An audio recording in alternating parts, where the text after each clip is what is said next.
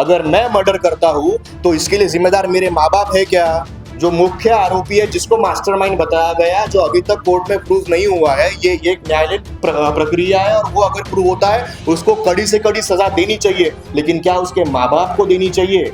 ये लक्ष्मीनगर जोन में कितने जो कमर्शियल जो हॉस्पिटल्स है या कमर्शियल जो बिल्डिंग है जो अनसैंक्शनड है, जिनके पास पार्किंग नहीं है, या जिन्होंने यूएसी मतलब और अनऑथोराइज कंस्ट्रक्शन किया है, उनके ऊपर कार्रवाई कब की गई? कम से कम 1200 लोगों को डिटेन करके नागपुर के लॉकअप में रखा गया है अनडॉक्यूमेंटेड।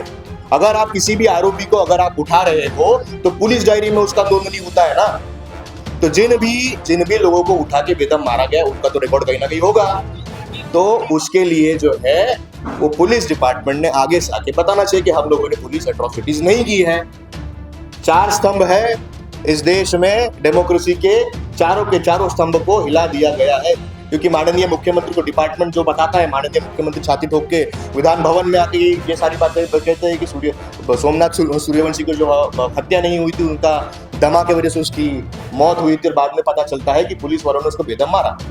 डीसीपी लोग कह रहे हैं कि वो वीडियो को डॉक्टर करके मतलब एडिट करके वायरल किया गया और उसकी वजह से दंगा हुआ। अगर अनडॉक्यूमेंटेड आप किसी को घर से उठा रहे हो तो वो किडनैपिंग है। महाराष्ट्र के आप मुख्यमंत्री और आपने जब शपथ ली थी तो आपने संविधान के ऊपर हाथ रख के आपने शपथ ली थी। भले ही आप एक पार्टी के नेता होंगे, लेकिन आप जब इस महाराष्ट्र के मुख्यमंत्री है तो आप हिंदू, मुस्लिम, सिख, ईसाई, regardless of the caste, regardless of the gender, regardless of the religion, आप सबके मुख्यमंत्री है। कल मोदी जी आ रहे हैं यहाँ पे, हमारी क्लियर उनसे मांग है कि जैसे आप जगहों पे जा रहे हो वैसे ही आपने एक बिल्कुल पीस कमेटी आपने बनानी चाहिए, और आप जो है जहाँ जहाँ पे दंगे वहां पे आपने विजिट करना चाहिए। जिस माँ का घर तोड़ा गया वो भी तो आपके देश के नागरिक है ना, तो उसके पास भी आपको जाना चाहिए। जिनको लगता है कि 2029 में मोदी जी रिटायर हो जाएंगे और प्रो हिंदुत्व की पॉलिटिक्स करके मैं अगर प्रधानमंत्री के रेस में रहूंगा, तो ये गलत है। ये फुले शाहू अम्बेडकर की भूमि है, यहाँ पे यूपी मॉडल आपको चलना नहीं है कि अगर एक बार कोई ब्रिज गिर गया तो आप सबके ऊपर कार्रवाई करते हो। यहाँ पे जब यहाँ पे इतना बड़ा हत्याकांड भी होता है, यहाँ पे इतना बड़ा दंगल भी होती है, कितने पुलिस वालों को निलंबित किया गया। आप सबको पता है कि नागपुर ये एक शांति की भूमि है, यहाँ पे दीक्षा भूमि है। यहाँ पे परम पूज्य बाबा साहेब अम्बेडकर ने 1956 में धम्म दीक्षा ली थी। धम्म मतलब ये एक शांति का, अहिंसा का प्रतीक है, और इसमें हिंदू, मुसलमान, बौद्ध, सिख, ईसाई, गुजराती, मारवाड़ी, सिंधी समाज तक ये कई सालों से भाईचारे में एकत्रित रह रहे हैं। अब आपको पता है कि कुछ दिनों पहले नागपुर में जो घटना हुई उसको वंचित बहुजन आघाड़ी ये इसका निषेध करता है कि किसी के ऊपर भी अगर अन्याय होता है, किसी भी समाज के ऊपर या किसी भी व्यक्ति के ऊपर, तो किसी को भी हिंसा करने का अधिकार इस देश का संविधान नहीं देता। तो सबसे पहले माननीय श्रद्धेय बाबा साहेब अम्बेडकर और हमारे शहर अध्यक्ष माननीय रविभाऊ शेंडे, रविभाऊ आज यहाँ पे उपस्थित नहीं है क्योंकि वो कई काम से अटके हुए हैं, इसीलिए उन्होंने जवाबदारी जो है ये हमको दी है इस प्रेस कॉन्फ्रेंस की। अब मुद्दे की बात यह है कि नागपुर को जिस तरीके से कलंकित किया गया, उस वक्त, उस दिन, उस रात में मैं खुद आप पत्रकार बंधुओं के साथ, बहुत सारे लोगों ने मुझे वहां पे देखा, मैं उनके साथ उस दिन ग्राउंड पे था। मैंने देखा कि किस तरीके से आम जनता को तकलीफ दी गई। हम लोगों ने देखा कि किस तरीके से पुलिस के ऊपर मारहान हुई। हमने देखा कि किस तरीके से कुछ लोगों ने वहां पे जाड़-पोड़ की, और इसका खुला निषेध जो है वंचित बहुजन आघाड़ी ये करता है। और स्वयं हम लोगों ने वहां पे एक लाइव भी, इंस्टाग्राम पे एक लाइव और फेसबुक पे एक लाइव किया था, जहां पे हमने अपील की थी कि शांति बनाए रखे और आगजनी और किसी भी जो दंगा हुआ है वो दंगा इसके बाद ना हो, क्योंकि दंगे में कोई जात धर्म नहीं होती दंगाइयों की। दंगा करने वाला ये देशद्रोही होता है, ये संविधान द्रोही होता है, ये हमको मान के चलना है। अब आज की जो प्रेस कॉन्फ्रेंस की गई, इसका उद्देश्य यही था कि कुछ दिनों से हम लोगों ने दोनों पक्षों के जितने भी विक्टिम्स हैं उनसे हमने मिलने की कोशिश की, उनसे हम लोग मिले भी। और कल बकायदा ऐसे कुछ विक्टिम्स हैं जिनको जिनका पिछला नाम, उनके नाम के पीछे क्या लगता है, ये पिछला नाम चेक करके पुलिस द्वारा, नागपुर पुलिस द्वारा उनको जबरन सिर्फ शक के आधार पे उनको घर से उठाया गया और घर से उठाने के बाद उनको बेदम मारा गया। और इतना ब्रूटल पे पुलिस एट्रोसिटी हुई है कि किसी का हाथ टूट गया, किसी का पैर टूट गया, और किसी को इतना मानसिक तौर पे उनको इतना प्रताड़ित किया गया उनके परिवारजनों के सामने कि वो आज यहाँ पे आने वाले थे हमारे साथ। जैसे आपको प्रेस इनविटेशन में आपको जब कहा गया कि एक विक्टिम है, वो खुद आके बोलने के लिए तैयार है, लेकिन हमारे पुलिस वाले इतने सजग है कि थोड़ी देर पहले जब मैं यहाँ पे आ रहा था तो मैं लेट इसीलिए हुआ कि मेरे घर पे कुछ पुलिस वाले गए थे। इसका रीजन मेरे को नहीं पता, बिना नोटिस के, बिना संविधान के आप लोग कैसी भी कार्रवाई कर रहे हो। और उसके बाद थोड़ी देर पहले मेरे को उसी विक्टिम का कॉल आया और उसने कहा कि सर मुझे खतरा है, मैं आगे नहीं आ सकता। मैंने अगर वो आई विटनेस और उसके साथ साथ सिर्फ डोबी बस्ती नहीं, सिर्फ मोमिनपुरा नहीं, सिर्फ हंसापुरी नहीं, ये पूरे के पूरे सेंट्रल नागपुर में जितने भी लोग थे जिन्होंने ये सब देखा या जिनको उनके आधार पे, उनके पिछले नाम के आधार पे जिनको उठाया गया, वो आके बात करने के लिए तैयार थे कि हमको किस तरीके से बिना नोटिस दिए या बिना कोई कार्रवाई किए हमको घर से उठा के बेदम मारा गया। और हमको 14 घंटे 18 घंटे मारने के बाद, जानवरों के जैसे हमको मारने के बाद हमको छोड़ दिया गया, ये बोलिए कि तुम लोग बेगुनाह हो। तो ये परिस्थिति आज नागपुर में है कि कोई अपनी आवाज बुलंद करना चाहता है, कोई अपनी कंप्लेंट फाइल करना चाहता है, तो भी वो आगे से आके बात नहीं करना चाहता। हम खुद एक इतने बड़े पक्ष के हम छोटे से कार्यकर्ता है, अगर हमारे ऊपर भी प्रेस कॉन्फ्रेंस, ये कोई ये कोई आंदोलन तो है नहीं। यहाँ पे भी अगर आईबी की पुलिस वालों की नजर है तो आप समझिए उस दिन ये जो दंगल घटी उसमें भी आईबी की और पुलिस वालों की नजर थी। एक कारखाने में एक व्यक्ति, एक दूसरे पक्ष का, वो वहां पे काम कर रहा था उस दिन, उसका सीसीटीवी फुटेज उसके पास है, उसके साथ साथ और 6 लोग थे, वो अपने घर पे ही थे। उनका भी, उनके बस्ती के जो लोग हैं उनका खुद कहना है कि ये लोग हमारे सामने इफ्तारी कर रहे थे। उनको बेदम रात में उठाया गया और उनको ये बोला गया कि हमारे पास फुटेज और तुम उस दंगे में शामिल थे, उनको भी मारा गया। इसकी जवाबदारी जो है क्या वो होम मिनिस्ट्री ने लेनी चाहिए, ये हमारा उनसे सवाल है। बहुत सारे सवाल है जो पुलिस के ऊपर भी उठते हैं। बेशक पुलिस वालों की वजह से दंगा रुका, बेशक पुलिस वालों ने उनका काम बेहतरीन किया, लेकिन क्या ये निष्पक्ष कार्रवाई हुई है, इसके ऊपर एक बहुत बड़ा प्रश्न चिन्ह है। आप देखिएगा कि नाम के आधार पे अगर उठा के मारा जा रहा है तो कुछ लोग जो है वो खुले में आके, इनके कार्यकर्ता छोड़िए, इनके छुड़वैया, इनके नेता छोड़िए, इनके बजरंग दल के लोग छोड़िए, उनको सब कुछ छोड़ दीजिए, इनके कैबिनेट मिनिस्टर, आप लोग रोज खुद कवर कर रहे हो इस चीज को, इनके कैबिनेट मिनिस्टर खुद आके क्या क्या अनाप शनाप ये लोग बयान दे रहे हैं। तो क्या इनके ऊपर माननीय मुख्यमंत्री, माननीय गृह मंत्री जो नागपुर से ही आते हैं, नागपुर के ही बेटे, और नागपुर के गढ़ में अगर ये सब हो रहा है तो इसकी जवाबदारी उन्होंने ली है क्या, ये हमारा सवाल है उनसे। आप देखिएगा कि कुछ महीनों पहले जब सोमनाथ सूर्यवंशी को जब कस्टोडियल डेथ में जब उसको मारा गया, कस्टडी में लेके जब उसको मारा गया, तब छाती ठोक के हमारे माननीय मुख्यमंत्री ने कहा कि उसकी जो मृत्यु हुई है वो दमा की वजह से हुई है। और अभी जो अहवाल हमारे पास आया, और माननीय श्रद्धेय बाबा साहेब अम्बेडकर ये एक इकलौते व्यक्ति थे जिन्होंने संविधान का मार्ग अपना के अब वो एक न्यायालयीन प्रक्रिया में है। और मुझे ये और सबको ये उनसे आशा है कि सोमनाथ के परिवार को यहाँ पे न्याय मिलेगा। लेकिन क्या सोमनाथ के अलावा जितने एट्रोसिटीज पुलिस वाले कर रहे हैं या जितने एट्रोसिटीज ये गृह मंत्रालय के जो लोग करवा रहे हैं, इसके ऊपर कौन प्रश्न चिन्ह उठा रहा है, ये हमारा सवाल है। आपके खुद साथी लोगों ने जिन्होंने दोनों बाजुएं दिखाई, आपके पत्रकारों ने, नागपुर के ऐसे लोकल डिजिटल मीडिया के भी लोग हैं जिन्होंने दोनों पक्ष दिखाया, कि दोनों पक्षों के ऊपर पथराव हुआ, दोनों पक्षों के लोगों ने पथराव किया, लेकिन कार्रवाई सिर्फ एक पक्ष के ऊपर हो रही है, तो उस पत्रकार को भी पुलिस के द्वारा अरेस्ट किया गया और पहले उसको नोटिस दिया गया 152, मतलब देशद्रोह, राजद्रोह। और जब एफआईआर होती है तो उसमें राजद्रोह नहीं होता। तो क्या पत्रकारिता की आवाज को भी दबाने की ये जो षड्यंत्र चल रहा है, इसके ऊपर भी वंचित बहुजन आघाड़ी जो है वो एक प्रश्न चिन्ह खड़ा कर रहा है।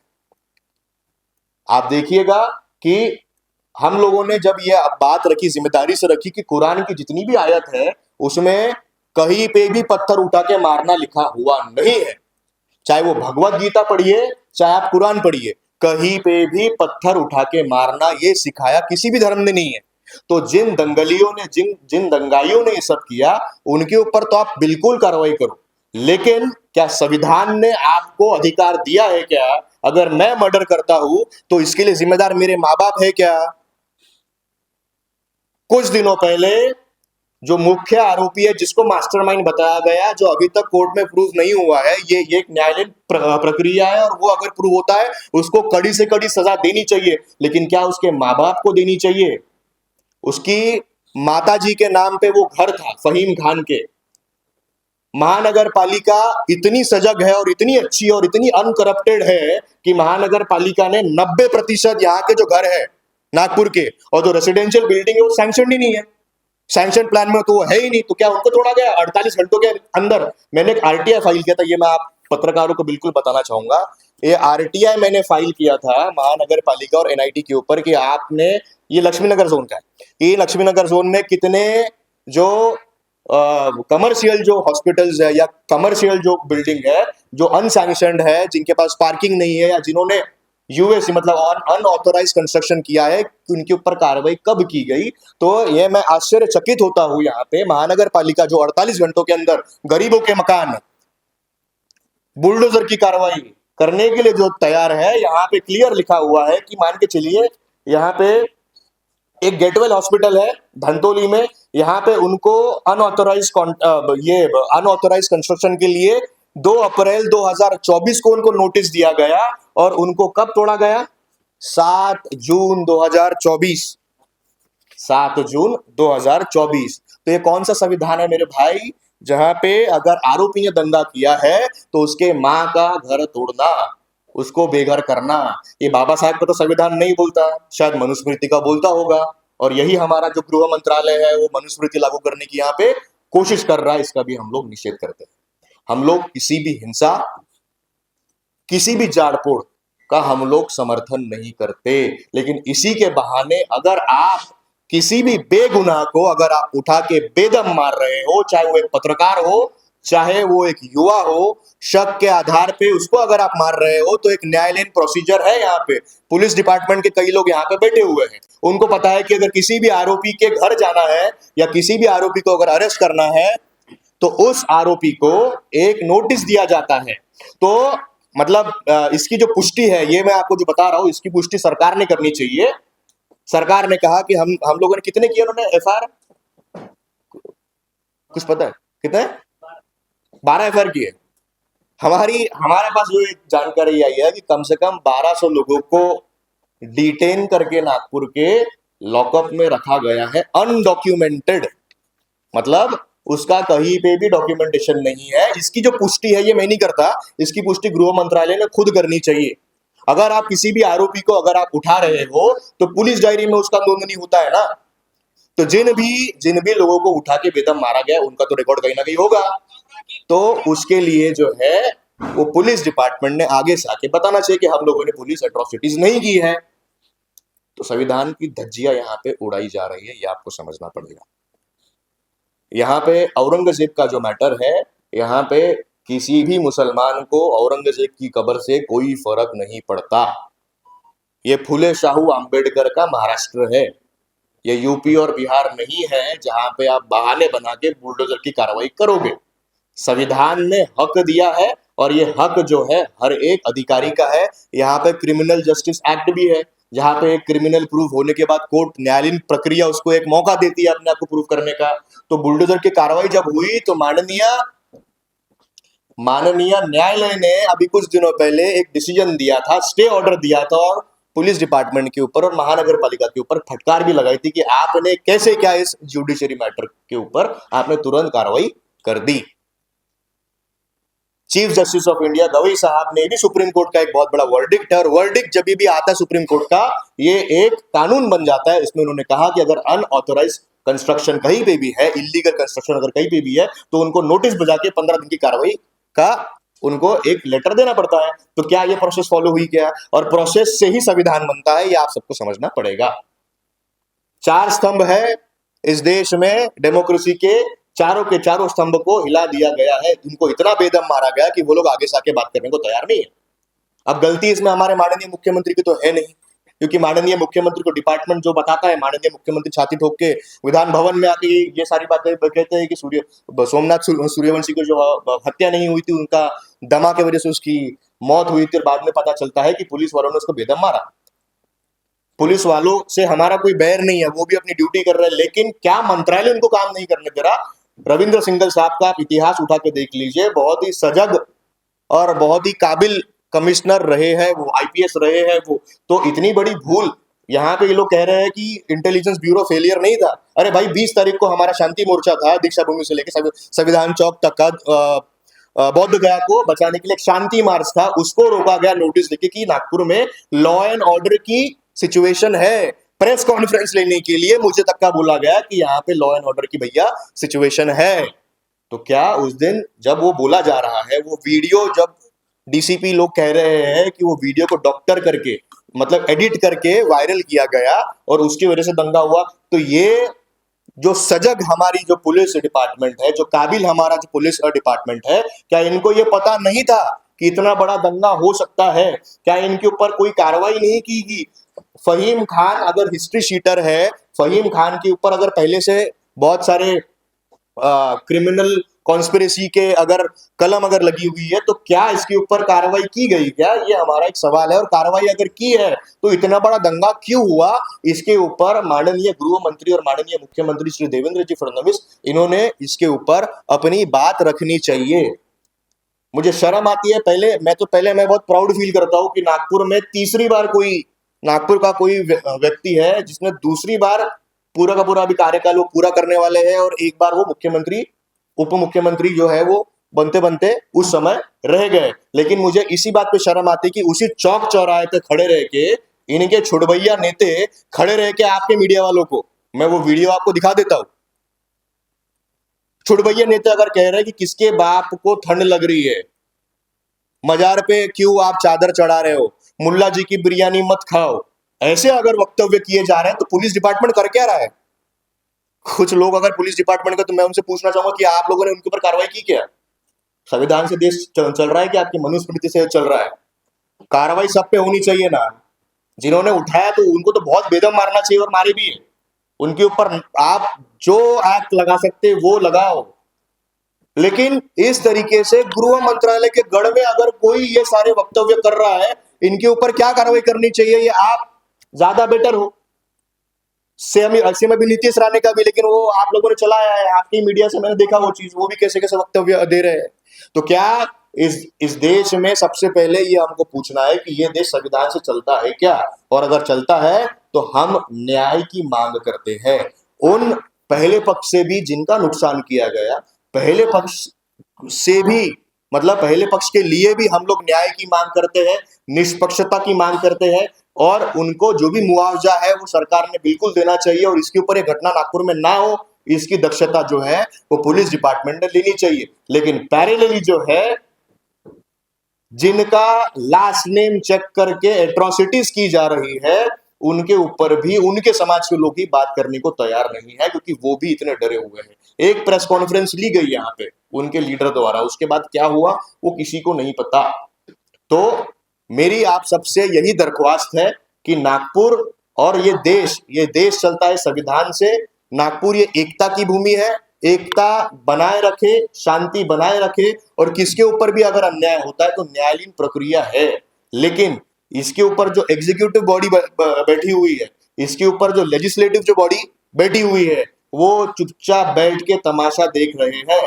देवेंद्र जी फडणवीस क्लियर कहते हैं कि नीतीश राणे जो है वो मेरे अच्छे लिस्ट में है और हमारी जो सरकार वो हिंदुत्ववादी है, इसीलिए हम लोग डिमांड मैंने क्लियरली आप लोगों को बोल दिया। हमारी डिमांड बहुत क्लियर है कि निष्पक्षता से जांच होनी चाहिए और दोनों पक्षों के ऊपर जिन्होंने भी ये पत्थराव किया है उनके ऊपर कड़ी से कड़ी कार्रवाई होनी चाहिए। और अगर पुलिस वाले किसी को भी डिटेन करते हैं तो उसका भी एक प्रोसेस है, वो प्रोसेस को फॉलो करना चाहिए। अगर अनडॉक्यूमेंटेड आप किसी को घर से उठा रहे हो तो वो किडनैपिंग है, वो किडनैपिंग कहा जाता है। नहीं, आप नीतीश राणे के बारे में बात कर रहे थे,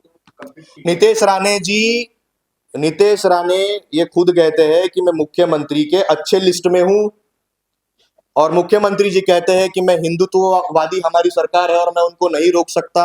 तो कृपया करके आपने राजीनामा दे देना चाहिए। अगर आप इस देश के आप इस महाराष्ट्र के आप मुख्यमंत्री और आपने जब शपथ ली थी तो आपने संविधान के ऊपर हाथ रख के आपने शपथ ली थी। भले ही आप एक पार्टी के नेता होंगे लेकिन आप जब इस महाराष्ट्र के मुख्यमंत्री है तो आप हिंदू मुस्लिम सिख ईसाई regardless of the caste, regardless of the gender, regardless of the religion, आप सबके मुख्यमंत्री है। तो कार्रवाई जो है ये सब पे होनी चाहिए, इतनी हमारी मांग है।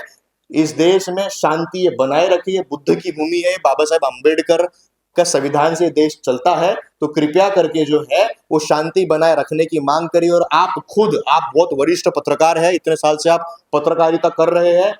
कुछ न्यूज चैनल और कुछ सोशल मीडिया इन्फ्लुएंसर खुले में ये बात डाल रहे हैं, उनके ऊपर कार्रवाई नहीं होती, एक पक्ष द्वारा उनके ऊपर कार्रवाई नहीं होती। और आप ही के साथी पत्रकार जो है वो अगर किसी का बाइट, अगर आपने मेरी बाइट ले ली,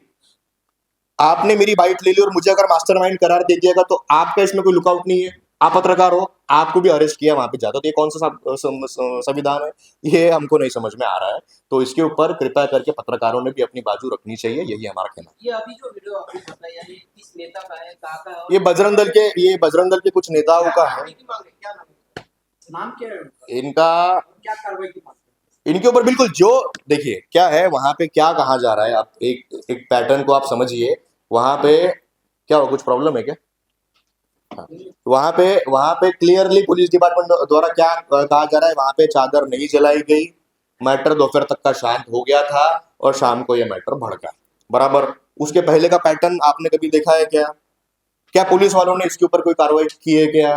वो एक पूरा का पूरा पैटर्न है।